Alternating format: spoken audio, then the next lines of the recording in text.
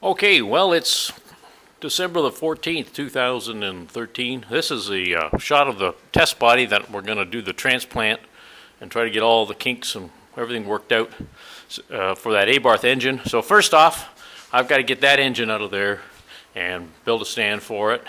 And then the next thing I'm going to do is I'm going to put some little better casters on this, some bigger casters, some industrial casters.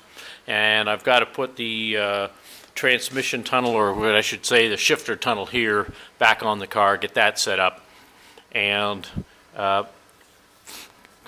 get prepping up. So I'm kind of babbling, but anyways, this is going to happen. It's going to be a neat project. Well, this is the Abarth 1.4 turbo. You can see here there's some snow. We're in the middle of a storm, and I just pulled this in out of the barn with the chain and the tractor. So I've still got the bands on it. I picked this engine up on the November the 4th, 5th from Midwest Bayless at Matt Brannan's shop. So first step now will be to make a stand so I can get the engine upright and be able to slide it under the test body, which is sitting here now empty. I've got to do a little bit of mods on here yet before it's going to be ready for a trial fit. And another thing I was considering here was also making up some timing tools. I was watching a video on YouTube, and there are no timing marks for changing the timing belt. The crankshaft is captivated with a tool, and so is the camshaft. And you release the belt, the tension on it, you put the new one on, and release the tools, and that's how you do this. So unless you have the tools, or you make the tools now with the engine out, it won't be possible at a later date to make them and install it on the engine. You have to get at that flywheel pulley and where everything lines up. But there are no timing marks on this engine, so a little bit strange. Anyways, this is the beginning. Well, there's the 1.4 turbo engine just hanging right now. It's a little bit of oil dripping out there. That's due to the return from the oil cooler, which I'm going to take a wild guess here right now, but I believe also the turbocharger return goes through the oil cooler, which is also looks like has a water jacket on it as well. So anyways, that's what the 1.4 looks like hanging outside of the engine bay. Anybody that hasn't got to see one, usually in the car it's pretty tight. You don't see a whole heck of a lot of the car, so, or the engine with it in the car.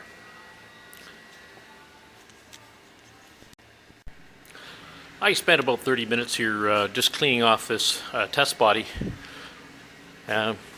Maybe to some people it might think it's a waste of time, but when I'm going to be laying stuff out and I want to mark something, I don't want to have to get a rag soaked in a Varsol or whatever then at that time, just so the marker will mark, or a piece of tape can stick so I can mark.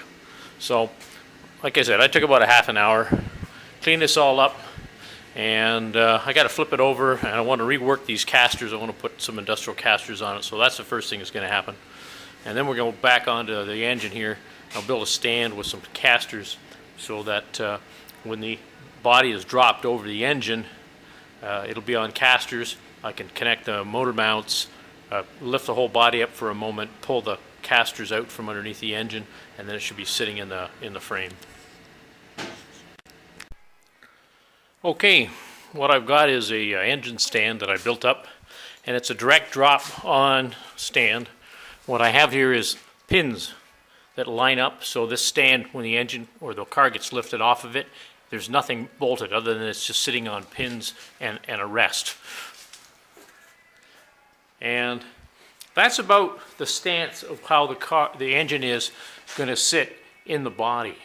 And you can see it's pretty close, but I believe the 1500's got the higher hood. You might have to put a little bit of a spacer in there and raise the 1500 hood a little bit, just for some clearance over this air box. This is an air box, a part of the plenum, and it's also got the air cleaner in it. So might have to do a little bit of playing around with that. Lifting eyes were welded onto here, and I also ended up putting in some rather large casters on the bottom. Those are 8s on that swivel, and I've got another fixed 6-inch at the back. That helps me move this thing around really easy. Once I get the engine into it, that'll make it as easy as well. Tomorrow's job will be taking and drilling out the spot welds. These weldments here for all these points that held the stock motor mounts, engine mounts, and the dog bone as well, or it has to go. That's not going to work on this car, just by the configuration. So what I'm going to do is drill the spot welds out. I don't want to sit there and hack at it. I'm trying to keep the integrity of the car, because eventually when I get to the good car, everything I want it to fit proper. I don't want it to be a botched up, butchered job. So I'm not going to butcher on here. I'm going to practice on here and get an idea of how to do it properly. So it's getting there. I'm surprised at how small this turbocharger is when you look at it. It's got a really small scroll cage on it. This I didn't even realize was loose, and it was sitting on the engine all the way home. I'm not exactly sure what they were doing with this at Matt's place, but anyways, I'll have to find a bolts for that or some nuts. It doesn't look too complicated. And I haven't figured out where the water return is yet. I see this one here, this big one, and there's another little one on the other side, but I haven't found out where it goes. So or maybe it's off of that oil cooler, because there's an oil cooler that sits right over here, and the return and the pressure for the turbo come off of it as well. So a little more playing around. At least now that I've got the engine sitting upright, I can walk around it and work on it and get a better idea of what has to happen.